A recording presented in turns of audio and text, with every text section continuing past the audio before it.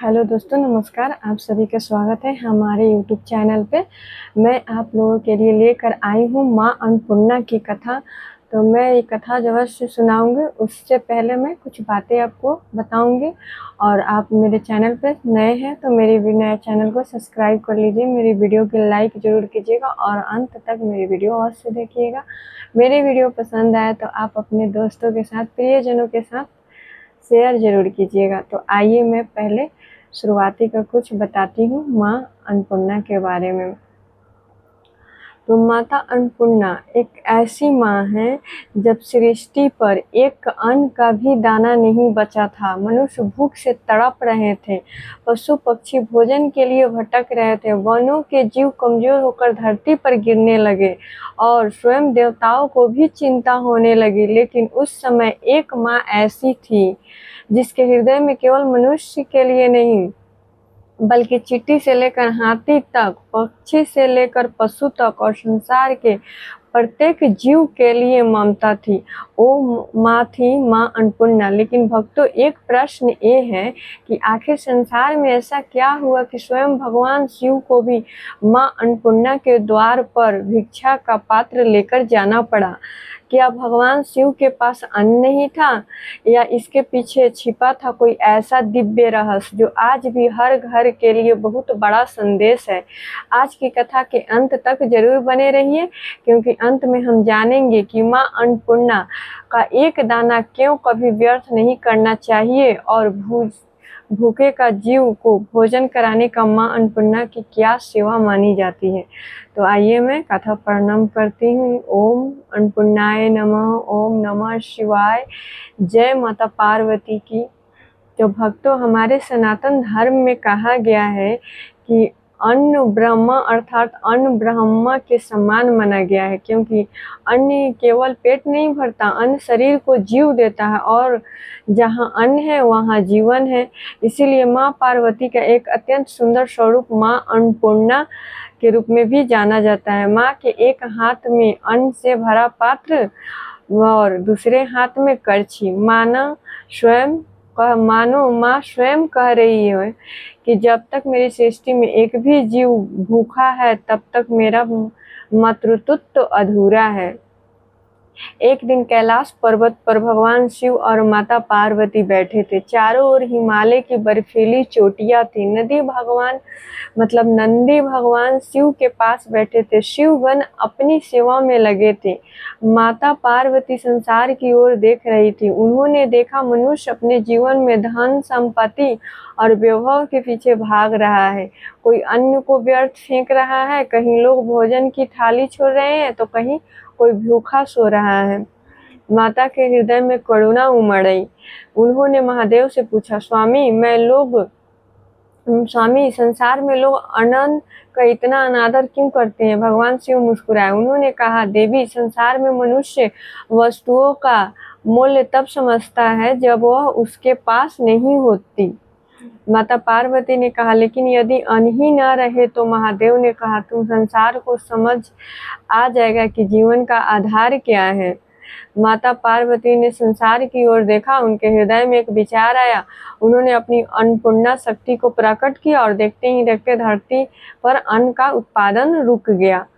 खेत सूखने लगे, अनाज के भंडार खाली होने लगा, फलों के वृक्ष पर फल नहीं रहे, नदियों के किनारे रहने वाले जीव भी भोजन के लिए भटकने लगे।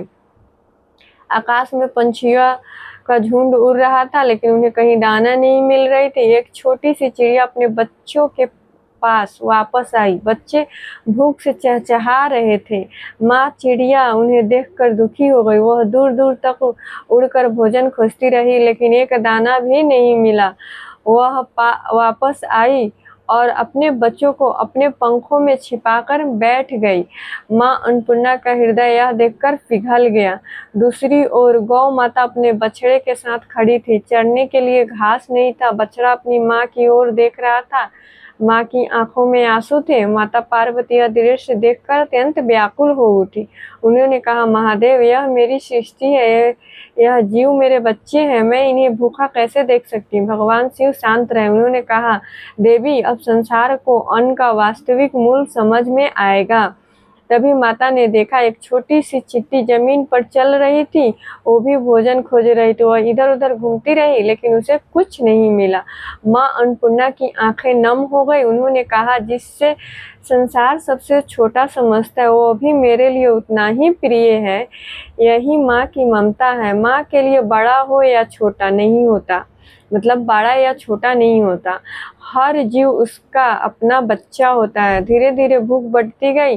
मनुष्य देवताओं से प्रार्थना करने लगे, ऋषि मुनि चिंतित हो गए, पशु पक्षी व्याकुल होने लगे। देवताओं ने भगवान शिव से कहा, प्रभु संसार में अन्न का अभाव हो गया, अब प्राणी की रक्षा कैसे होगी। भगवान शिव सब जानते थे। उन्होंने कहा, जहाँ अन्न है वहीं जीवन है और अन्न की अधिराष्ट्रीय शक्ति है मेरी अर्धांगिनी माँ अन्नपूर्णा है। तब भगवान शिव ने अपना त्रिशूल उठाया, लेकिन इस बार वे युद्ध करने नहीं निकले थे, वे भिक्षा मांगने निकले। उनके हाथ में भिक्षा पात्र था। भगवान शिव संसार के घर घर गए लेकिन वहीं कहीं अन्न नहीं था, हर घर खाली था। तब भगवान शिव उस स्थान पर पहुंचे जहां मां अन्नपूर्णा स्वयं प्रकट हुई थी। वहां एक दिव्य प्रकाश था। सुगंधित अन्न की खुशबू चारों ओर फैल रही थी। मां अन्नपूर्णा स्वर्णमणि पात्र में अन्न लेकर बैठी थी। भगवान शिव ने माता के सामने अपना भिक्षा पात्र आगे बढ़ाया। माता ने प्रेम से उसमें अन्न डाल दिया। महादेव ने अन्न को देखा और मुस्कुराया। माता ने कहा, स्वामी, आज आपको भी समझ आया कि अन्न कितना महत्वपूर्ण है। महादेव बोले, देवी, मैं तो केवल संसार को यह समझाने आया था कि अन्न का सम्मान करना कितना आवश्यक है। माता ने कहा, लेकिन मेरे लिए यह केवल अन्न नहीं, यह मेरे बच्चे का जीवन है। माता अन्नपूर्णा ने कहा, जब तक इस संसार में एक भी जीव भूखा है, मैं कैसे शांत रह सकती हूँ। फिर माता ने अपने हाथों से मनुष्य को भोजन दिया, पशुओं के लिए चारा दिया, पक्षियों के लिए दाना रखा, छोटे जीव के लिए भी अन्न के कण बिखेर दिए और देखते ही देखते धरती फिर से हरी हो गई। खेत लहलहा उठे, पेड़ों पर फल आने लगे, पक्षियों के घोंसले में फिर से चहचहाहट सुनाई देने लगी। गौ माता के लिए चारा आया, वनों के जीवों को भोजन मिला, संसार में फिर से जीवन लौट आया। तो भक्तों, कथा हमें एक बहुत बड़ा संदेश देती है। हम अक्सर भोजन की थाली में थोड़ा सा अन्न छोड़ देते हैं, लेकिन जिस अन्न को हम व्यर्थ समझते हैं, हो सकता है वही अन्न किसी भूखे जीव के लिए काम आ जाए, मतलब जीवन का फल बन सकता है। इसीलिए भोजन का सम्मान कीजिए। जितना ही भोजन ले, जितना आप खा सके, मतलब जितनी आपकी आवश्यकता हो उतना ही भोजन आप अपने थाली में ले। और यदि भोजन बच जाए तो उसे उचित तरीके से किसी जरूरतमंद पशु पक्षी को खिला दीजिए। माँ अन्नपूर्णा केवल रसोई की देवी नहीं है, वह जीवन की पोषण शक्ति है। जहाँ प्रेम से भोजन बनता है वहाँ अतिथि का सम्मान होता है, जहाँ भूखे को भोजन मिलता है, जहाँ अन्न को व्यर्थ नहीं किया जाता, वहाँ माँ अन्नपूर्णा की कृपा हमेशा मानी जाती है। तो भक्तों, हमारी रसोई केवल खाना बनाने की जगह नहीं है। सनातन परंपरा में रसोई को भी पवित्र माना गया है। जब घर की माता या कोई भी व्यक्ति प्रेम से भोजन बनाता है तो केवल खाना नहीं बनता, वह पूरे परिवार के लिए जीवन का आधार तैयार करता है। इसीलिए भोजन बनाने से पहले भगवान का स्मरण करना और भोजन ग्रहण करने से पहले कृतज्ञ होना एक सुंदर परंपरा है। तो माँ अन्नपूर्णा की कथा एक और संदेश देती है कि भूख केवल मनुष्य की नहीं होती। गाय, कुत्ता, पंछी, चींटी, पशु, जंगल का हर जीव भोजन की आवश्यकता रखता है। इसीलिए यदि आपके घर के आसपास कोई भूखा पशु पक्षी हो तो अपनी क्षमता के अनुसार उसकी सहायता करें, लेकिन ऐसा करते समय उसके स्वास्थ्य और स्थानीय नियमों का भी ध्यान रखें।